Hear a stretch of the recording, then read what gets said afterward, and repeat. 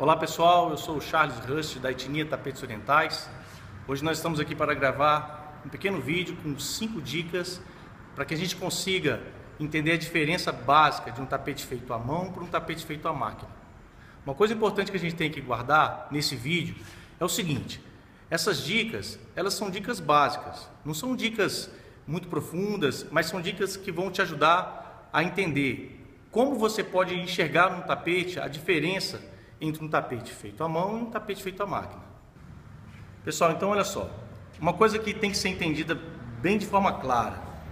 Quando você pensa num tapete feito à mão, é mais fácil você conseguir chegar ao resultado de saber se esse tapete é feito à mão ou não, se você pensar na maneira como ele foi feito lá. Imagina, um tapete feito à mão, ele é composto de trama e urdidura. É uma estrutura, às vezes linear, às vezes retilínea, não importa, às vezes de uma forma vertical, uma forma horizontal. Mas pensa num tapete feito à mão, pensa num tear, pensa num tecelão sentado em frente a um tear. Se você pensar num tecelão sentado em frente a um tear, você vai entender que ele pega aquele nó, aquele material que ele vai usar, seja lã de carneiro, seja lã de ovelha, e ele vai dar uma laçada nesse nó, nessa trama, nessa urdidura. Ele vai laçar esse nó ali, e esse nó ele será visto no verso do tapete. Se você guardar isso, já é um caminho muito grande para você entender que isso é a base de um tapete feito à mão. Existe um nó dado por uma pessoa ali. Não pode existir lá atrás de um tapete um material postiço, alguma coisa colocada lá atrás. Pensa, um tecelão está sentado na frente do seu tear, ele pega um pedaço de lã e ele dá uma laçada naquele tear. Então, atrás desse tear tem o mesmo material, a lã está lá, só uma pequena parte, mas está lá, não vai ter lá nada. Um tapete feito à mão não é colado, não é grampeado, ele é nodado, somente nodado. Então isso é uma característica bacana de guardar. Não faz parte das 5 dicas, mas é um começo que vai te ajudar para o resto da vida a olhar um tapete de uma forma diferente. E pessoal, nós vamos para a nossa primeira dica. Muita coisa está no verso do tapete. E a primeira dica que a gente vai conseguir enxergar se esse tapete é feito à mão ou não, está também relacionada ao verso do tapete. Porque o verso do tapete, ele diz muito, não diz tudo, mas diz muita coisa. Então a primeira dica, o desenho do tapete. Aqui tem um tapete oriental feito à mão, ele é feito no Irã, na cidade de Abadé. Tem um desenho próprio, a característica desse desenho. Primeira coisa que você tem que saber se esse tapete é feito à mão. Você tem que virar o tapete, esse desenho que está aqui, tem que estar embaixo. É simples, então você vai virar e vai ver. Está aqui o mesmo desenho. De uma forma um pouco mais opaca, mas você consegue enxergar o desenho perfeitamente. Se fosse um tapete feito à máquina, teriam outras características, mas como é um tapete feito à mão, está aqui o desenho que está na frente, no anverso, ele está no verso, ok? Lembra daquilo que eu falei anteriormente no vídeo, esse tapete foi nodado à mão, essa lã é a mesma lã que está aqui. O tecelão laçou na urdidura. O ponto que está aqui, está aqui. Esse tapete estava lá no tear, preso verticalmente, e ele foi fazendo esse tapete. Então, o nó que está aqui é exatamente o mesmo nó que está aqui. É a mesma fibra. E isso é o verso. Por isso que a gente consegue ver no final do tapete, atrás do tapete, o mesmo desenho da frente do tapete. Isso é uma coisa básica. Bem pessoal, agora nós vamos para a nossa segunda dica. Que material você encontra no verso? Então essa é a segunda dica. Você precisa encontrar no verso a mesma situação que você achou, o mesmo tipo de material que você achou no anverso, no lado original. Você tem um tapete aqui feito em lã, feito à mão. Quando você vira, além daquela primeira dica que a gente deu anteriormente, que você vê o desenho, você não encontra nada que não seja o próprio material que o tapete foi feito, a própria lã, a própria urdidura em algodão, no caso aqui em algodão, um couro aqui que é simplesmente um adereço, mas nós estamos falando somente do tapete em si. Isso aqui é um adereço. Isso aqui é um adereço. O tapete em si é isso aqui. Esse aqui é um adereço que tem uma função, outro dia eu explico, mas você não encontra nada atrás dele postiço. Não tem nenhuma cola, não tem nenhum tipo de material plástico, não tem nada que não lembre algo que seja natural, ou lã, ou algodão. Em alguns casos, seda, mas são outros casos, não importa. A grande maioria é lã e algodão, ou lã sobre lã, não importa. Quando você vai para um tapete feito à máquina, isso não acontece. Aqui está um tapete feito à máquina, muito bom, de boa qualidade, feito na indústria brasileira. Mas olha só, o desenho está aqui. Se esse tapete fosse feito à mão, quando você virasse, esse desenho teria que estar aqui, que é a primeira dica. Você já não encontra o desenho, você encontra o material postiço. Esse material não é isso aqui. Por quê? Porque existe uma forma de se construir o tapete feito à máquina que ele precisa de uma base. Às vezes é um feltro, como esse que está aqui. Às vezes é um látex.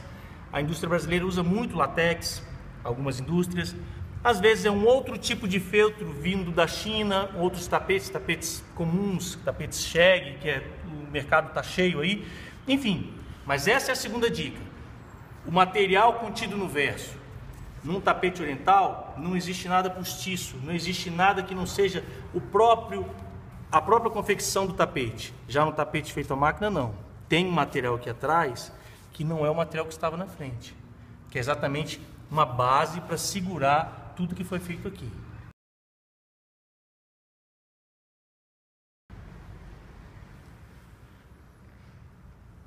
Bem, pessoal, agora nós vamos para a nossa terceira dica. A nossa terceira dica também está relacionada ao verso do tapete. Quando você... Vamos lembrar da primeira dica. A primeira dica, você tem que olhar o verso do tapete e ver se o desenho está lá. Ok. Se você não viu o desenho lá, você já elimina. A segunda dica, você tem que saber se você encontra um material lá diferente do material que tem na parte de cima do tapete. Seria uma segunda dica. Mas às vezes... as imitações começam a ficar mais aprimoradas, não digo imitação, porque no caso de tapetes feitos à máquina, muitas vezes eles não buscam imitar um tapete, é só fazer um tapete feito à máquina. Mas no caso deste exemplo que nós vamos dar, ele coloca no tapete, ele imprime no tapete um desenho original do Oriente. Ele coloca ali um desenho oriental, mas ele produz esse tapete à máquina. Isso acontece muito hoje em dia. Então, às vezes você vai olhar um tapete e você consegue enxergar o desenho no verso. Só que agora você enxerga o desenho de uma forma diferente. Não só porque você está enxergando o desenho no verso, ele é feito à mão. Então, presta atenção nisso aqui que eu vou fazer. Aqui está o tapete do nosso primeiro exemplo. Você vira o tapete, está aqui. O desenho está aqui no verso. Você olha as cores estão subindo para você. Quando você pega um tapete como esse aqui, que é um tapete feito na Bélgica, você vira o tapete, o desenho está aqui também. Você percebe que o desenho está aqui. E você percebe que, então, pela primeira dica, você não conseguiria eliminar. O desenho está aqui, então você poderia se enganar. Na segunda dica, você percebe que não tem material postiço nenhum aqui. Não existe nenhum tipo de feltro, de base, de cola, nada plástico. Não tem aqui. Então, pela segunda dica, você não conseguiria resolver. Mas na terceira dica, está relacionada às cores. As cores que você encontra aqui, elas estão muito longe na parte do verso. É como se existisse uma camada por cima e trouxesse um esmaecimento total e uniforme no tapete. É diferente disso aqui. Quando você vira um tapete feito à mão, a cor que está aqui no anverso, no lado certo, ela está aqui na mesma cor. Existe uma diferença muito gritante, onde os desenhos, por mais que eles não sejam na mesma definição do anverso, do lado certo, eles estão aqui, você consegue distingui-los. Aqui não, aqui é diferente. Ó, vamos para esse quadrante aqui.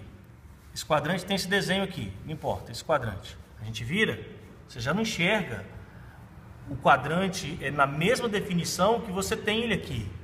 Ó, existe uma nuance, um esmaecimento geral. Você não consegue, as cores não sobem para você, o desenho não sobe, parece que o desenho está num lugar e existe uma coisa em cima dele e você está querendo que ele suba para você, ele não sobe, ele não vem, ele fica sempre aqui. que é uma característica da construção do tapete belga. É assim que é feito. A quarta dica tem a ver com a estrutura do tapete. Se você lembrar no começo do vídeo, eu falei que o tapete feito à mão, como você mesmo sabe, um tapete feito vem de um tear, vem de uma estrutura, de uma trama e uma mordidura montada num tear, seja vertical, seja horizontal. Mas isso aqui, a composição dele é o que? Lã, algodão, às vezes seda, às vezes uma fibra vegetal, um hemp. Existem muitas coisas, né, no mundo do tapete oriental.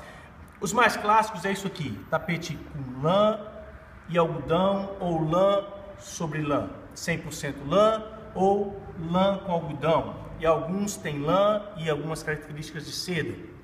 Não importa, existem tapetes mais específicos, que a gente vai aprender depois, que eles têm às vezes, muito raros esses tapetes, muito caros, alguns fios de ouro ou fios de prata, mas são tapetes muito específicos. São tapetes que não vêm para o Brasil, são muito caros, são tapetes como, por exemplo, o rerequê, ser de ouro. É difícil um tapete desse, mas nós estamos falando de um tapete mais, é o que vem para a gente, um tapete que a gente encontra mais no mercado. Tapete feito em lã sobre algodão ou lã sobre lã. Ou seja, isso aqui é como se fosse a sua coxa da sua cama. É um material têxtil natural, é uma fibra ou animal, ou uma fibra vegetal. Então, ele não resiste, ele não te traz oposição à tração. Ele é maleável. Olha só, um tapete feito à mão, você dobra facilmente. Como você dobraria a coxa da sua cama. Né? Existe uma trama, óbvio, existe uma mordidura, né? Isso aqui, existe uma quantidade de nós, mas você faz isso aqui com o tapete,